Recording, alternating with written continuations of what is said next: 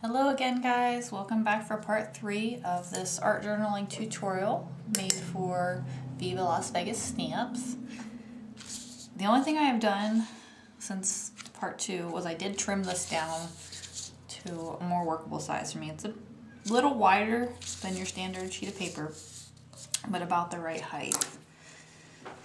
So what I'm going to do, and I did tack down that piece that I pulled up earlier. What I'm going to do is I think I'm going to add some highlights on the body using yellow, as well as maybe a couple on the crown. I've got just a thin paintbrush here, and I'm going to go ahead and just put a little bit up there. Why not here too? And thank you for staying this long. If you've watched all 3 videos, this being the 3rd, that's pretty impressive. So thank you. Don't forget to stop by the Viva Las VegaStamps blog, because they are the ones that picked me for the design team to get me started on making these. So stop by and support them, and they're awesome stamps. I mean, truly, I love these stamps. I actually fell in love with their stamps before becoming a design team member, and I just love the variety. It's amazing. So I just knew that I had to get on the design team. So the fact that I was actually able to is amazing, and the continued support by you guys helps to show that they made the right decision, hopefully. And it allows me to keep making these videos for you. And what I did was add a little bit of yellow on that eye, as well as on the black here on the mouth. And now, and the crown. Like I told you, I like a lot of layers. I think it just helps things to pop a little bit more. I'm gonna add a couple more yellow highlights around her face. Actually, I think I'm gonna wait and go back and put more pink around her face. I do want some on the shoulders. And the reason being is sometimes I'll outline in the black, but I like more of the assumed outline, like it's underneath. You can see where I put it, but I try to bear it towards just barely there. And I think it just gives it a nice softer look. You can journal on it a little easier that way. You don't have to journal, but it gives you that just a lot softer feel. And what I'm doing here, I got a bigger paintbrush and I dipped it in some water. I'm just pulling that color down into the skin tone. Gives it a little bit of a sunny, bright, cheerful feel with those bright colors. And I'm gonna go ahead and add a little bit over here too. Maybe not quite so much. I might go back and add a little bit more skin tone. Maybe a little pink, actually, a little bit more pink. I really like the pink tones with this. And let's just wash this through. We'll add the pink on there. I'm gonna lift a little bit of that up. That's a little more yellow than I wanted. Yeah, it definitely looks really yellow on the camera. It's not that bright in real life, I promise people. It's yellow, but it's not that yellow. But I have the lighting turned down so that you guys can see a little better what I'm doing. Let's add a little bit more of this pink. And I'm gonna just do the same thing. And I'm gonna do it a little bit below the yellow line and pull it down. And I'm going to make sure it's really watered out so it just kind of pulls down through here. And because I have that non-stick craft mat, I don't even mind going off the edges at all. I kind of do it that way. I know that I'm pulling the color all the way to the bottom. Yeah, I really like that pink. It's just a lot softer feeling than the yellow. And maybe I could have used, because this is more of a, I want to say a mustardy yellow. So if I was using a different tone of yellow, maybe it wouldn't bother me so much. And it could just be me. You may love the yellow and whatnot, but it's just, for me, it's, I don't know, too bright. I'm going to soak up some of that extra water there so you can still see the color through. I don't want the layers too thick. And I think I want to add a little bit of highlight on the nose, just really lightly. I'm going to use some white. And what I'm going to do is I'm going to put a little bit, I use a glass plate, and then you can wash it off. So I dipped a little bit on my paintbrush, put it on the plate, and then dipped it in water, so I have it really watered down. And you can see it's not very thick. Might look a little brighter there. And I just took it from the bridge, kind of up. And then what I'm going to do is just dab it off the top, so it just kind of fades out. And what that does is it gives it a little bit more pop. And it won't dry very white. It'll lighten up a little bit. I also want to put a little bit underneath the eyes where I've got that blue. And then take it out. And I think I want to add some more pink under the eyes. By building the layers up, you get a lot more shadowing, more like your natural face. But you don't have to add all these. You could just do one skin tone layer and be completely done with it. And that would be completely fine. You could do, or well, I guess it doesn't even have to be skin tone. Like I said, you could do just one layer though. There we go. See, that makes the blush feel a lot better. And it probably looks a lot different because it's still really wet. But now that, I got water everywhere somehow.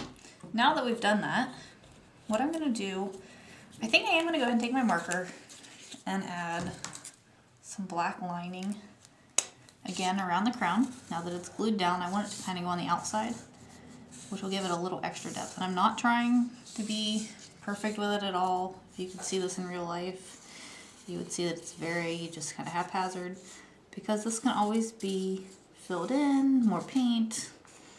And because I like that little bit more sketchy look with an art journal, you may not, you might like precise details, and by all means take your time, do every line with a roller and put it right exactly where you want it.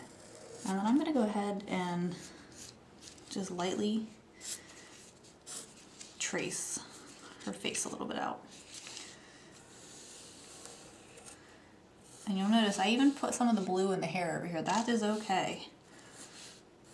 It's okay for me anyway. And I'm just going to throw some black lines here in the hair, just so they pop out a little bit. And you take that one up there. And I'm going to go ahead and put the chin back in a little bit. So you'll see their lines don't exactly line up, which gives it a little bit more like it's popping out.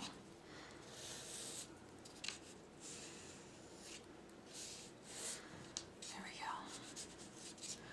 I really like the way that looks.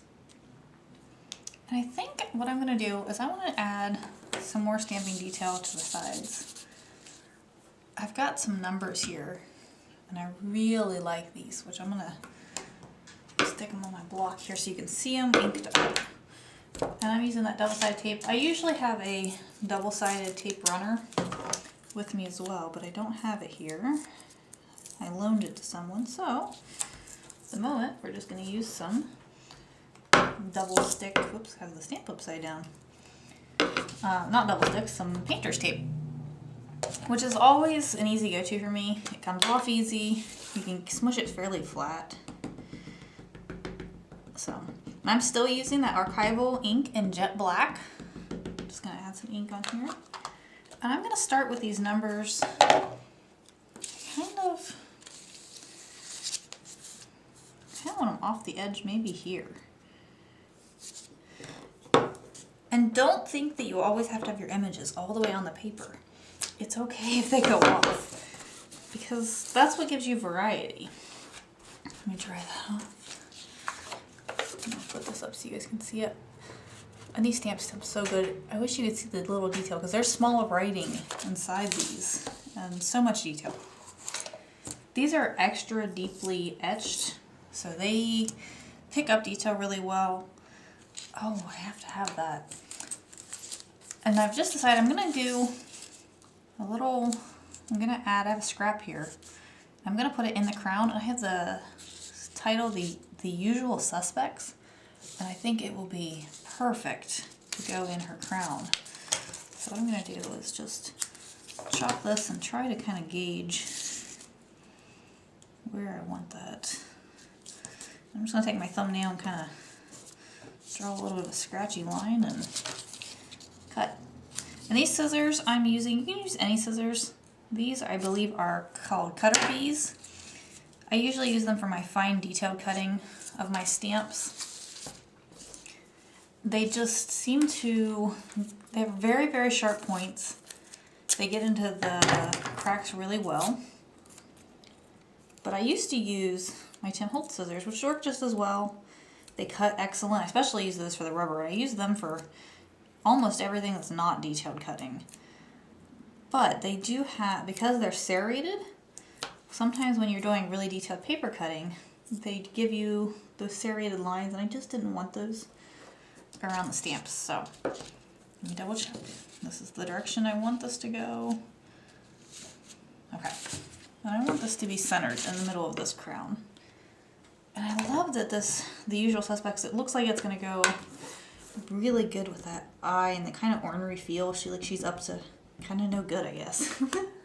So we'll see. And I realize we're gonna have to make this 4 parts, so you guys can see the finished piece.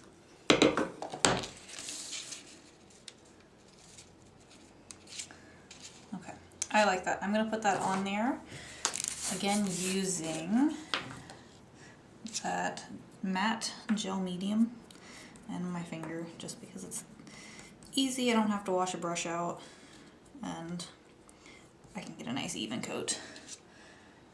So this matte medium doesn't dry real sticky or anything, so that's why I don't mind using my finger for it.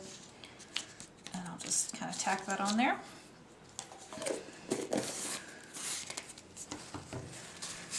And you can use a paper towel or whatnot. I did smudge that a little bit because I didn't give it a second to dry before I put it on my finger. I don't mind. I think it gives it a little bit more character. Let me let you see this. So I really like that little band through there. I'm going to take my wide end, just touch up that line on the side, and I'm going to underline this so this looks like a little band. Well, I think we actually need to wait till that dries a little bit because we don't want to kill your markers. So do wait till the medium or glossy accents or whatever you use, Mod Podge, anything glue you use, you probably should wait till it dries so you don't clog up your marker ends. So while we're doing that, I'm going to go ahead and add a couple more stamps to the side here really fast. And I'll be back after I get these stamped and let you see.